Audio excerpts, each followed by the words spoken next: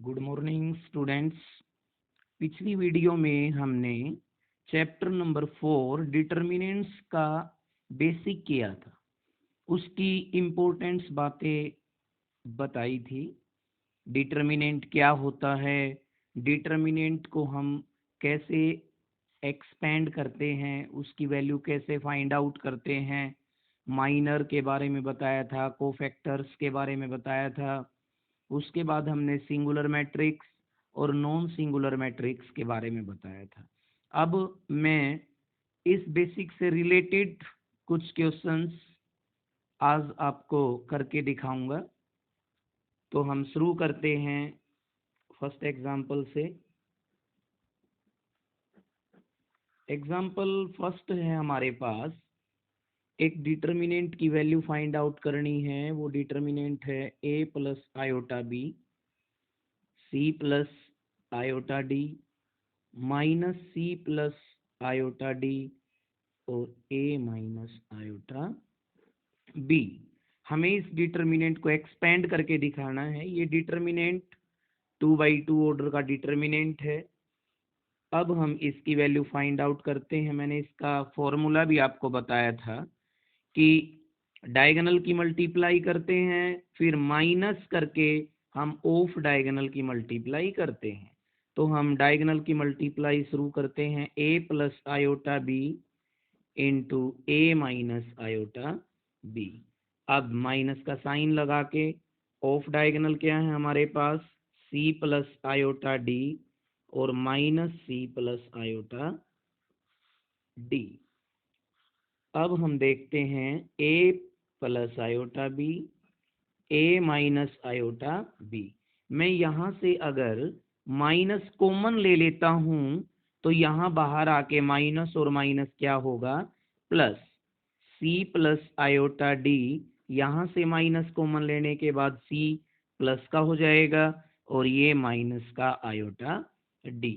अब हमने देखा इसके अंदर ये फॉर्मूला है हमारे पास a plus B A minus B.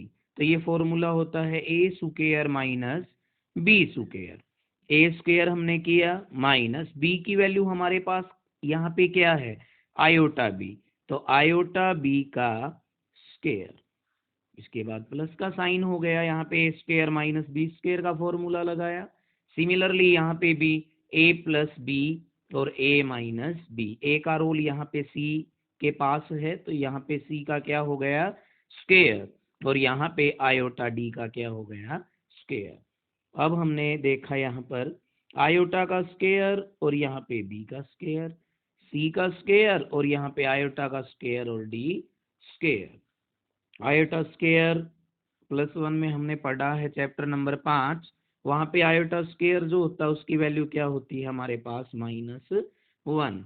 यहाँ रख देते हैं -1, तो ये प्लस बी स्क्वायर प्लस सी स्क्वायर और यहाँ पे प्लस डी स्क्वायर। ये हमारा इस क्वेश्चन का आंसर है। सेकंड एग्जांपल की तरफ बढ़ते हैं हम। सेकंड एग्जांपल है हमारे पास √6, √5, √20 और √24। इसको भी एक्सपेंड करके दिखाना है। तो वही डायगोनल की प्रोडक्ट क्या होगी, √6 की √24 से मल्टीप्लाई माइनस √20 की मल्टीप्लाई √5 के साथ। 24 और 6 की मल्टीप्लाई क्या होती है, 144, और 20 और 5 की मल्टीप्लाई √100। अब 144 इसका √12 होता है और इसका √10 होता है, और ये हमारा आंसर क्या आया, 2 आया। अब हम थर्ड एग्जाम्पल की तरफ बढ़ते हैं। यहाँ पे थर्ड एग्जाम्पल हमारे पास है, ये भी 2/2 ऑर्डर का डिटर्मिनेंट है। Sine 10 degree minus cos 10 degree, sine 80 degree और यहाँ पे कोस 80 डिग्री। इसको भी इसी तरह एक्सपेंड करना है। डायगोनल की प्रोडक्ट क्या होगी, sine 10 degree cos 80 degree, minus लिखते हैं और माइनस यहाँ पे ऑलरेडी है तो ये क्या हो जाएगा, प्लस साइन 80 डिग्री और ये कोस 10 डिग्री। यहाँ पे हमारे पास फॉर्मूला हमने पिछली वीडियोस के अंदर फॉर्मूला किया है, साइन ए कोस बी प्लस कोस ए और साइन बी। ये फॉर्मूला हमारे पास होता है साइन ए प्लस बी, और ए प्लस बी यहाँ पे करेंगे तो साइन कितने डिग्री 90 डिग्री, और साइन 90 डिग्री क्या होता है 1। ये इस क्वेश्चन का क्या हो गया आंसर। अब हम आगे नेक्स्ट एग्जांपल्स में चलते हैं। नेक्स्ट एग्जांपल जो है हमारे पास वो है, हमें x की वैल्यू फाइंड आउट करके दिखानी है। इसके अंदर हमें गिवन है x 3 6 2x, determinant equal to 6 9 2 3। यहाँ पे वैल्यू किसकी निकालनी है, x की वैल्यू फाइंड आउट करके दिखानी है। तो कई बार हम इस क्वेश्चन को गलत कर देते हैं मैट्रिक्स समझ करके। कई बार क्या करते हैं हम x की जगह पे एक कोरस्पोंडिंग एलिमेंट को बराबर कर देते हैं, पर ऐसा इसके अंदर नहीं होता, क्योंकि ये डिटर्मिनेंट है और वो क्या थी हमारी मैट्रिक्स थी। डिटर्मिनेंट में कोरस्पोंडिंग एलिमेंट्स इक्वल हों ऐसा नहीं है। हम इसको अलग अलग सेपरेट सोल्व करके फिर इक्वल रखते हैं। तो ये क्या आ गया यहाँ पे 2x² और ये 6 और 3 की मल्टीप्लाई 18। यहाँ पे फिर हम करते हैं 18 और ये माइनस का क्या आया 18। 2x² माइनस 18 इक्वल टू ये क्या आया 0, और इसको हम यहाँ पे लिख सकते हैं 2x² इक्वल टू 18। तो x² इक्वल टू क्या आया 9, और हम अब x की जो वैल्यू है उसको क्या रख सकते हैं प्लस माइनस 3। हमारे पास ये क्या हो गया आंसर हो गया। अब हम नेक्स्ट एग्जाम्पल की तरफ बढ़ते हैं। हमें इसके अंदर 3/3 ऑर्डर का डिटर्मिनेंट जो है वो एक्सपेंड करके दिखाना है।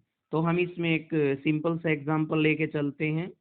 वो एग्जाम्पल हमारे पास है 2 -3 5, ये हमारी पहली रो है। इसके अंदर सेकंड रो 6 0 4 और थर्ड रो है 1 5 और माइनस का 7।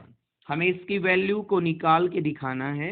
तो हमने इसका फॉर्मूला किया था वो हम करते हैं। मैंने बताया था इस क्वेश्चन को हम 6 तरीके से सोल्व कर सकते हैं। पहले या तो हम इसको R1 से एक्सपेंड करें, या R2 से एक्सपेंड करें, या R3 से एक्सपेंड करें, और हम इसको कॉलम 1 या कॉलम 2 या कॉलम 3 से भी एक्सपेंड कर सकते हैं। तो हम इसको फर्स्ट रो की मदद से ही एक्सपेंड करेंगे। तो हम लिखेंगे यहाँ पे एक्सपेंड बाई R1, और R1 सबको पता है कि ये R1 है जिसका फर्स्ट एलिमेंट 2, सेकंड -3 और थर्ड 5 है। तो मैंने बताया था सबसे पहले हम क्या करते हैं, यहाँ पे A11 है तो A11 का मीन्स क्या है, A11 के सफिक्सेस 1 1 है, और -1 की पावर 1 + 1 करते हैं तो प्लस आएगा। तो मैं इसको प्रॉपर वे में लिख के बताता हूँ। यहाँ -1 1 + 1, फिर हम एज इट इज 2 को उतारते हैं। अब 2 के बाद हमारे पास 2 से रिलेटेड रो और कॉलम को डिलीट करने के बाद क्या बचेगा 0 5 4 -7। इसके बाद हम क्या करते हैं प्लस का साइन लगाते हैं। उसके बाद -1 रेज टू पावर क्या होगा 1 + 2, क्योंकि ये A12 है और 1 और 2 को ऐड करते हैं तो क्या आएगा 3। अब हम -3 को यहाँ उतार लेते हैं। अब -3 से रिलेटेड रो और कॉलम को डिलीट करने के बाद हमारे पास आएगा 6 1 4 -7। अब हम फिर प्लस लगाते हैं यहाँ पे, फिर हम -1 की पावर 1 + 3 करते हैं, क्योंकि A13 क्या आएगा प्लस का आएगा, फिर 1 और 3 4, और -1 की 4 क्या आती है प्लस। 5 को एज इट इज उतारते हैं हम। 5 से रिलेटेड रो और कॉलम को खत्म करने के बाद हमारे पास 6 1 0 और 5 आता है। अब हम इसको सोल्व करेंगे। -1 रेज टू पावर 1 + 1 प्लस, तो ये 2 आ गया यहाँ पे। इसको एक्सपेंड करना हमें आता है। डायगोनल्स की प्रोडक्ट क्या हुई 0, माइनस का साइन हम लगाते हैं, 5 और 4 की मल्टीप्लाई 20। अब यहाँ पे -1 रेज टू पावर 3 मीन्स -1 और -3, तो प्लस का क्या आएगा 3। अब इसकी मल्टीप्लाई करते हैं, 7 और 6 की गुणा 42 होती है और ये माइनस का 42 आएगा, फिर माइनस लगाते हैं, 4 और 1 की मल्टीप्लाई क्या आएगी 4। अब यहाँ पे फिर प्लस का 5 आएगा, 6 और 5 30 और ये क्या आया 0। अब इसका आंसर क्या हुआ -40। 42 में 4 अगर ऐड किया तो कितना हुआ 46, और 46 आने के बाद 46 की हम 3 से गुणा करते हैं तो क्या आएगा, 40 की पहले 3 से कीजिए 120, और फिर 6 की 3 से किया तो 18, तो ये 138 आ गया, और 30 और 5 की गुणा कितनी आती है 150। तो हमारे पास इसका आंसर क्या आएगा 40 और 130 को ऐड करने के बाद 170 और 8 ऐड करने के बाद 178, -178 प्लस 150, तो यहाँ पे क्या आया -28, और ये हमारे इस क्वेश्चन का क्या हो गया आंसर।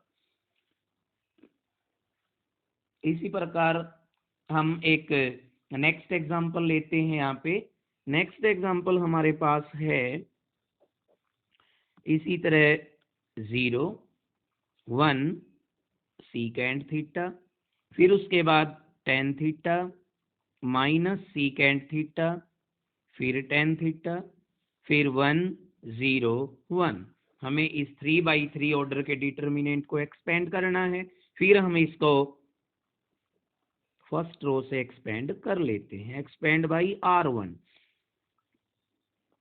हम अब डायरेक्ट वे में इसको करेंगे, मैंने पिछले क्वेश्चन में प्रॉपर वे में इस क्वेश्चन को किया, अब मैं डायरेक्ट इस क्वेश्चन को करता हूँ। 0 यहाँ पे प्लस का ही आएगा, क्योंकि यहाँ पे A11 में क्या होता है प्लस।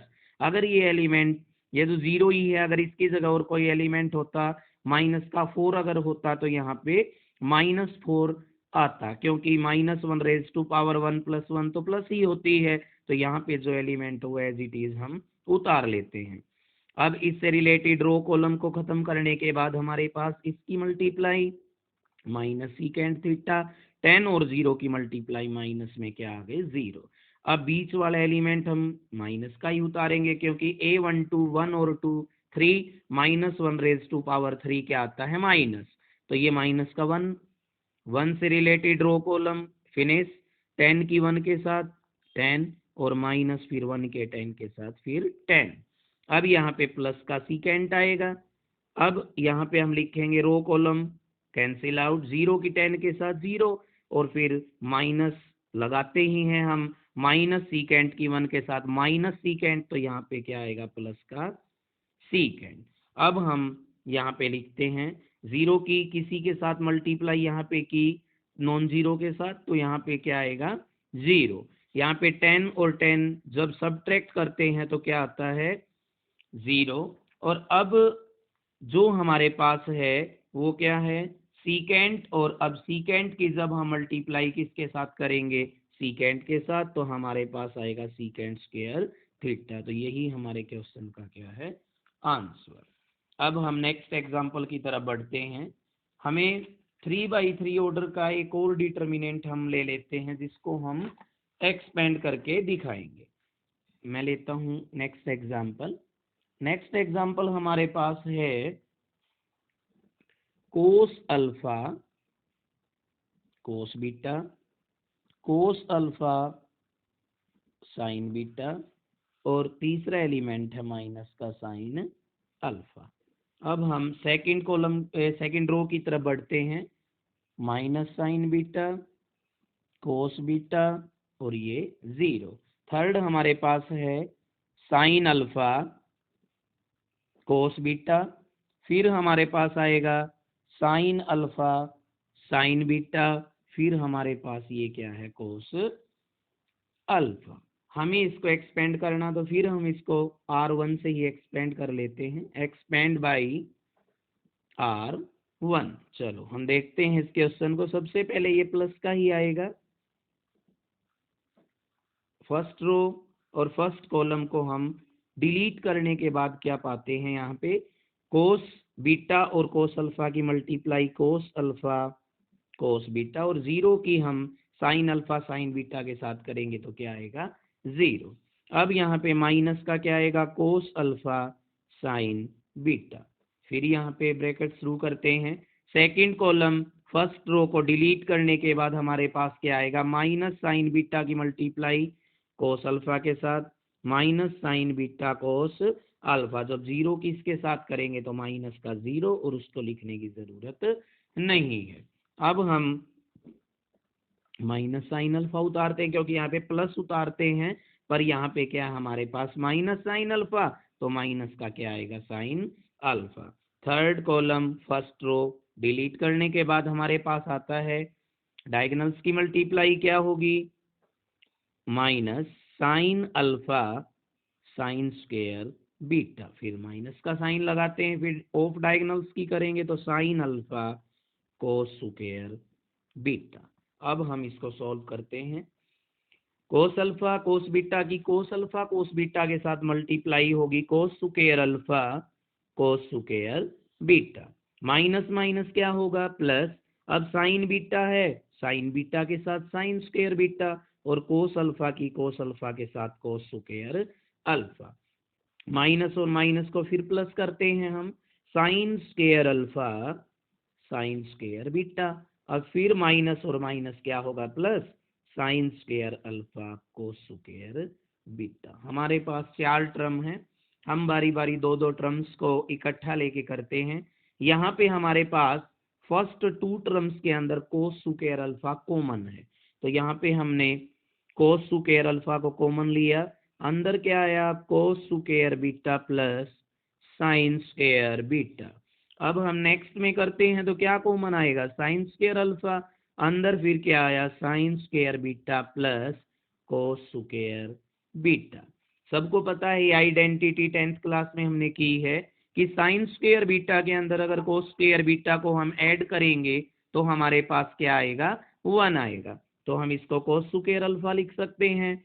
नेक्स्ट में भी हम इसको साइन स्क्वायर अल्फा लिख सकते हैं। अब कोस स्क्वायर अल्फा और साइन स्क्वायर अल्फा भी क्या होगा 1, ये हमारा क्या आ गया आंसर आ गया। अब हम नेक्स्ट एग्जांपल करते हैं, यहाँ पे नेक्स्ट एग्जांपल हमारे पास है 3/3 ऑर्डर का determinant x minus sine theta cos theta, यहाँ पे साइन थीटा माइनस एक्स 1, और इसके बाद आएगा कोस थीटा 1x।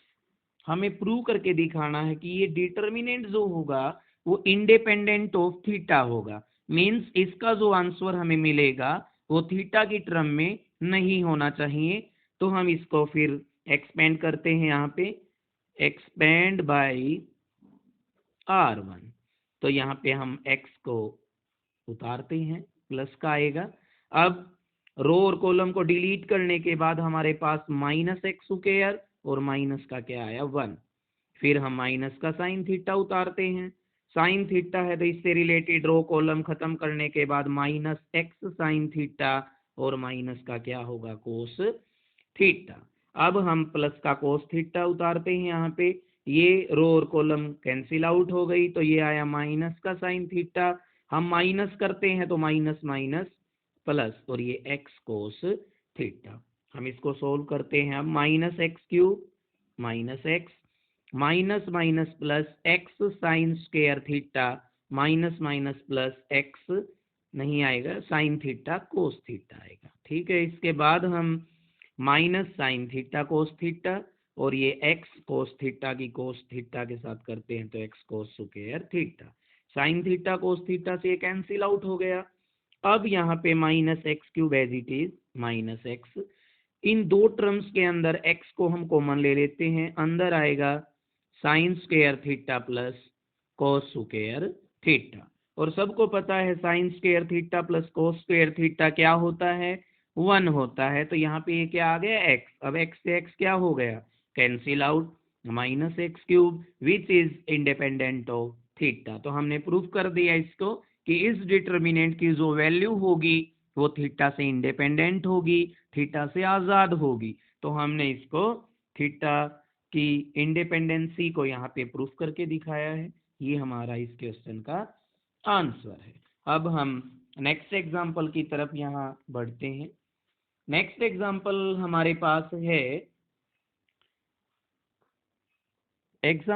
हमारे पास find the value of x. हमें किसकी वैल्यू फाइंड आउट करनी है? Find the value of x for which, जिसके लिए, for which determinant of A vanish हो जाएगा। और वेनिस का मतलब होता है खत्म होना। हम वेनिस को एक प्रकार से देखें तो हम यहाँ पे क्या लिख सकते हैं? सिंगुलर। सिंगुलर में भी क्या होता है? डिटर्मिनेंट ए 0 के इक्वल आता है। और जहां पे हमें ए का मान दिया हुआ है, ए मैट्रिक्स हमारे पास है x+1, फिर -1 0, सेकेंड रो हमारे पास है 2x+4 0, थर्ड रो हमारे पास 0 0 x। ये हमारा क्वेश्चन है। तो अब मैं लिखूंगा यहाँ पे, इसका सॉल्यूशन करते हैं। हमारे पास गिवन है कि डिटर्मिनेंट ए क्या है? वेनिस है। तो हम लिखते हैं यहाँ पे सिंस ए को नॉन सिंगुलर लिखेंगे तो हमें पता है कि जो मैट्रिक्स नॉन सिंगुलर होगी तो उसका डिटर्मिनेंट नॉन जीरो होगा। यहाँ पे हम सिंगुलर लिखेंगे तो इस वजह से हम लिख सकते हैं कि डिटर्मिनेंट ए क्या होगा? 0 होगा। Since determinant A equal to 0। Determinant A को लिखने के लिए हम यहाँ करते हैं x+1 -1 0, 2x+4 0 0 0 x, और ये इक्वल टू क्या है? 0। ये मैट्रिक्स की नोटेशन होती है, ये डिटर्मिनेंट की नोटेशन होती है। अब हम इसको फर्स्ट रो से एक्सपेंड कर सकते हैं, सेकंड रो से भी कर सकते हैं, या थर्ड रो से भी कर सकते हैं। इसी प्रकार किसी भी कॉलम से हम इसको एक्सपेंड कर देते हैं। जहां पे ज्यादा जीरोज होती हैं वहां पे करने का फायदा होता है। तो हम इसको एक्सपेंड यहाँ पे करते हैं, expand by R3। R3 means third row से इसको एक्सपेंड करके देखते हैं। यहाँ पे 0 और 0 को उतारते हैं तो हमेशा 0 ही आंसर आएगा। तो हम 0 को यहाँ उतार लेते हैं। ये क्या है? A31 प्लस का ही आएगा। रो कॉलम कैंसिल आउट, यहाँ पे भी 0 और यहाँ पे भी 0, माइनस का फिर 0 उतारते हैं, ये गया ये गया, फिर यहाँ पे भी 0 और यहाँ पे भी 0, प्लस का x उतार लेते हैं। रो कॉलम को डिलीट करने के बाद हमारे पास x+1 x+4 की मल्टीप्लाई, डायगोनल की multiply, minus of diagonal, minus और माइनस प्लस, यहाँ पे हमारे पास ये आया और इक्वल टू क्या है? 0। यहाँ पे 0 आने के बाद क्या होगा? x। अब हम इसकी मल्टीप्लाई कर लेते हैं, x² प्लस 5x प्लस 4 और ये प्लस का 2। हमारे पास जो इक्वेशन आएगी वो क्या आएगी? x² प्लस 5x और प्लस का क्या आया? 6 बराबर 0। अब यहाँ पे हम इसके फैक्टर कर लेते हैं, x+2 x+3 इक्वल टू 0। तो x की वैल्यू एक तो 0 आएगी, -2 आएगी, -3 आएगी। ये हमारा इस क्वेश्चन का आंसर है। अब मैं एक और एग्जांपल को करता हूँ यहाँ पे। नेक्स्ट एग्जांपल हमारे पास है, हमारे पास इंटरवल दिया हुआ है π/2 less than x less than pi. Means हमारे पास जो x है वो 90 डिग्री से 180 डिग्री तक है, मीन्स सेकंड क्वाड्रेंट के अंदर है। हमें x की वैल्यू फाइंड आउट करनी है। Find x such that matrix A 2 sin x 3 1 2 sin x is singular matrix, is singular. हमने अभी पिछले एग्जांपल में जो किया था वो इसी तरह का हमारा क्वेश्चन था।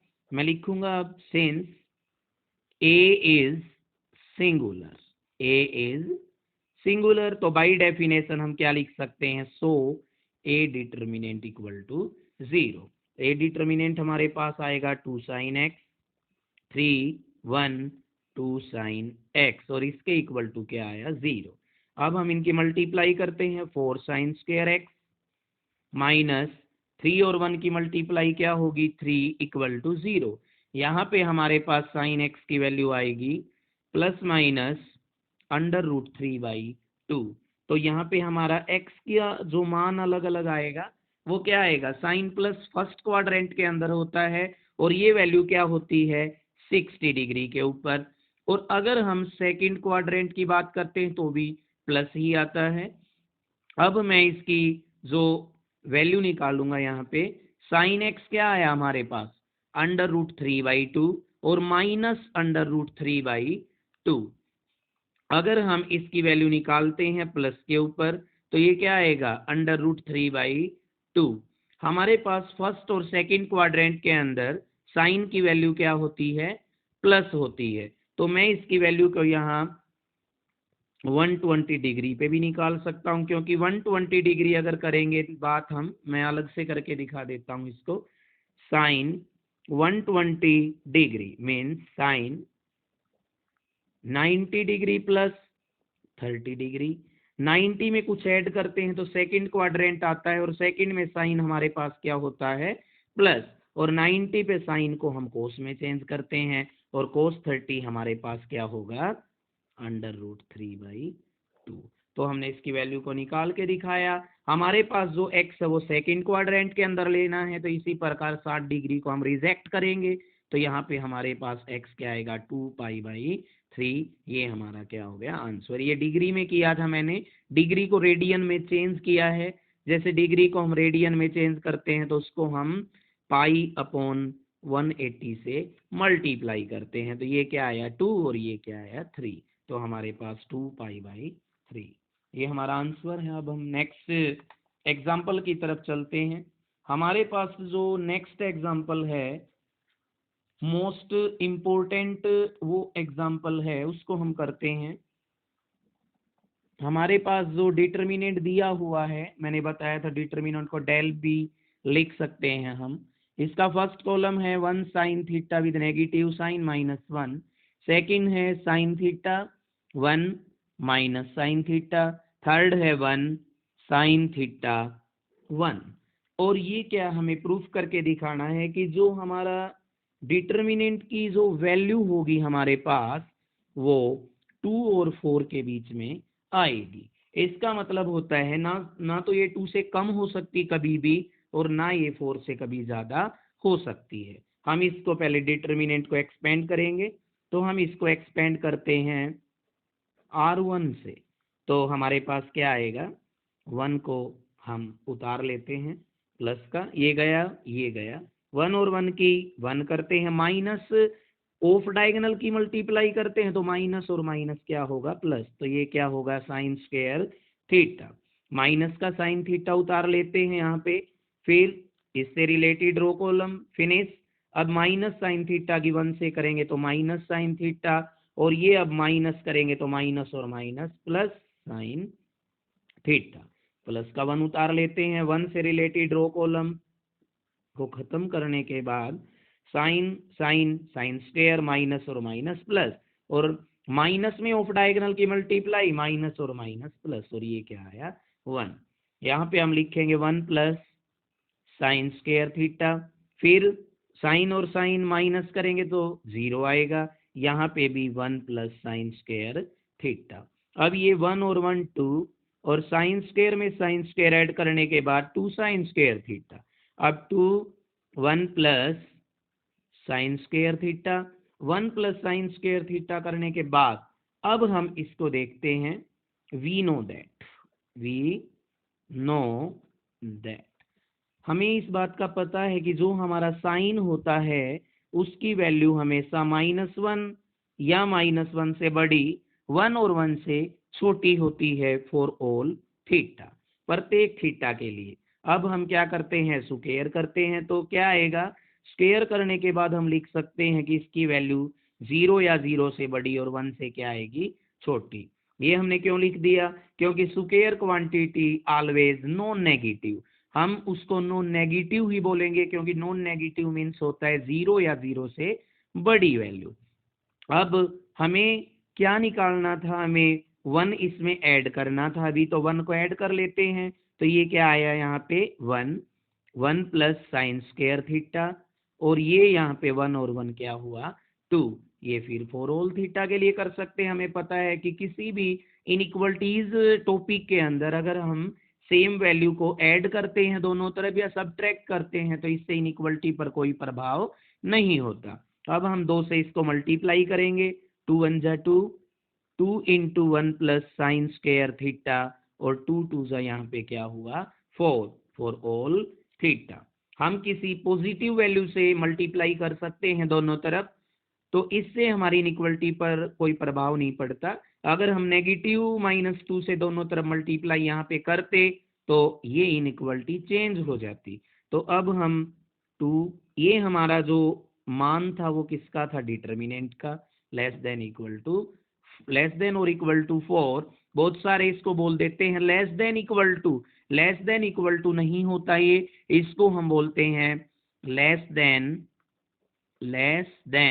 और इक्वल टू, और equal to. Less than equal to नहीं बोलना है इसको, हमें बोलना लेस देन और इक्वल टू। हमें यही प्रूफ करके दिखाना था, तो हम लिख सकते हैं hence del lies between 2 and 4 for all theta. अब हम एक नेक्स्ट एग्जांपल को यहाँ पे करते हैं। हमने माइनर और कोफैक्टर को हमारे बेसिक्स के अंदर बता दिया था, तो उसकी कोई ज़रूरत महसूस नहीं होती मुझे, क्योंकि आपको आता ही होगा डिटर्मिनेंट और कोफैक्टर निकालना। अब मैं लास्ट एग्जांपल की तरफ बढ़ता हूँ। एग्जांपल है हमारे पास ए मैट्रिक्स है 1 0 0 0 1 0 1 2 4। हमें प्रूफ करके दिखाना है कि जो हमारा 3 इंटू ए का डिटर्मिनेंट होगा वो 27 इंटू ए डिटर्मिनेंट के इक्वल होगा। हम इस प्रॉपर्टी को नेक्स्ट एक्सरसाइज में भी बेसिक में बताएंगे, फिर भी हम इसको कर लेते हैं। यहाँ पे पहले 3 की ए से मल्टीप्लाई करते हैं, क्या आएगी 3 1 जा 3 0 0 0 3 0 3 6 12। मैंने बताया था अगर हम मैट्रिक्स को किसी भी एलिमेंट से मल्टीप्लाई करेंगे तो हमें उसके प्रत्येक एलिमेंट को यहाँ मल्टीप्लाई करना पड़ेगा। अब यहाँ पे 3a के डिटर्मिनेंट की बात हम कर लेते हैं, 3 0 0 0 3 0 3 6 12। तो ये क्या आएगा, पहले कॉलम से एक्सपेंड कर लेते हैं इसको, क्योंकि यहाँ पे 2 0 हैं, इसका हमें फायदा मिलेगा। 3 को उतारने के बाद रो कॉलम गए, 12 और 3 को मल्टीप्लाई करेंगे तो क्या आएगा 36, और 0 और 6 को करेंगे तो 0। 0 0 उतारने की जरूरत नहीं, क्योंकि 0 0 से हमारा आंसर 0 ही आएगा आगे वाला। तो ये क्या हो गया, 36 को 3 से मल्टीप्लाई करते हैं तो 108। ये हमारा यहाँ पे इस 3a का डिटर्मिनेंट का आंसर आया है। अब हम ए डिटर्मिनेंट को फाइंड आउट करते हैं। डिटर्मिनेंट 1 0 0 0 1 0 1 2 4।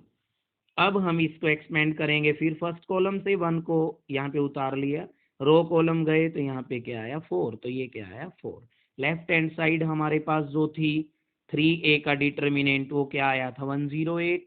अब राइट हैंड साइड हमारे पास क्या थी 27 इंटू ए डिटर्मिनेंट, और ये ए डिटर्मिनेंट हमारे पास 4 आया, तो ये क्या आया 108। तो ये हमारा इस क्वेश्चन का आंसर हुआ। यहाँ पे 27 क्यों आया है, क्योंकि अगर हम प्रत्येक रो को 3 से मल्टीप्लाई करते हैं यहाँ पे, तो पहली रो में से भी 3 कॉमन, दूसरी में से भी 3 और तीसरी में से भी 3, और बाहर 3 अगर 3 बार गुना होके आएगा तो वो क्या होगा 27, क्योंकि डिटर्मिनेंट की ये प्रॉपर्टी है, हम डिटर्मिनेंट में किसी भी रो या किसी भी कॉलम में से अगर कोई चीज कॉमन आती है तो हम उसको बाहर निकाल सकते हैं। जैसे हम इसी में मैं एक दो माइनर निकाल के आपको दिखा देता हूँ इसी एग्जांपल से। हमें माइनर किसका निकालना है A23 का। हमने बताया था माइनर को हम कैपिटल M23 से यहाँ डिनोट करेंगे। M23 यहाँ पे A23 को ढूंढते हैं हम ऊपर, A23 हमारा 21 2 2 2 3, तो क्या है 2 2 से रिलेटेड रो और कॉलम को खत्म किया तो हमारे पास क्या आया 1 0 0 0।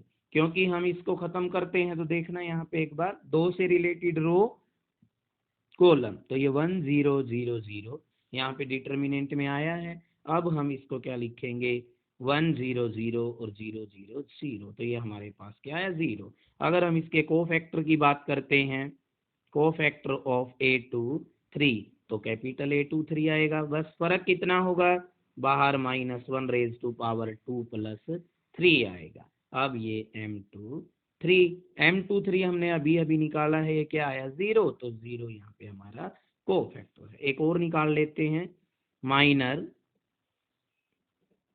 ऑफ A32 M32, देखते हैं A32 हमारे पास ये क्या है 0, 0 से रिलेटेड रो कॉलम को खत्म करने के बाद हमारे पास आएगा 1 0 1 2। अब इसका जो आंसर होगा वो क्या होगा, 2 1 जा 2 और 1 0 0, तो ये क्या आया 2। अब मैं बात किसकी करता हूँ, यहाँ पे कोफैक्टर की करते हैं, कोफैक्टर ऑफ A32। अब उसको लिखते हैं A32, बस अंतर सबको पता है, -1⁻³ प्लस 2 आएगा, बाद में वही माइनर आएगा। अगर हम -1 की 5 करके यहाँ पे क्या था 2, तो हमारे पास आंसर क्या है -2। इस प्रकार हमने इस डिटर्मिनेंट वाला जो टॉपिक था उसके कुछ एग्जांपल्स पर बात की। आज के लिए इतना ही, कल हम नेक्स्ट वीडियो में नए टॉपिक की तरफ बढ़ेंगे। वो हमारा टॉपिक होगा, हम प्रॉपर्टीज ऑफ डिटर्मिनेंट के ऊपर बात करेंगे और उससे रिलेटेड कुछ प्रॉपर्टीज बताएंगे और उससे आगे हम कुछ एग्जांपल्स की बात करेंगे नेक्स्ट वीडियो में। Thank you.